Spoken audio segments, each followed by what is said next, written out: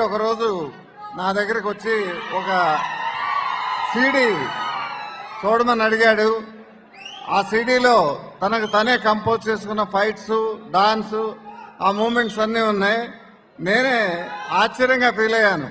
ఏ సినిమాలోనూ ఇంతవరకు fights, dance చేయకుండా ఇంత బాగా ప్రాక్టీస్ సొంతంగా చేసినందుకు అభినందించాను నేను.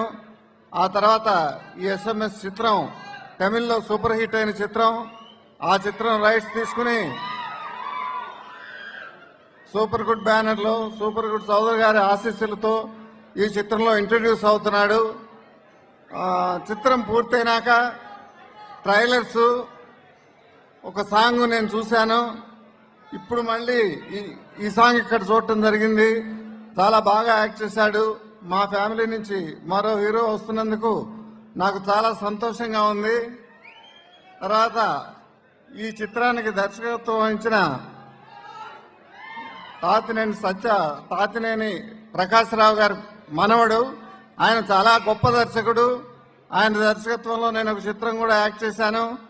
భీములి కమిటీ తట్టు అనే చిత్రం కూడా అతను ప్రీవియస్ గా డైరెక్ట్ చేస్తున్నాడు.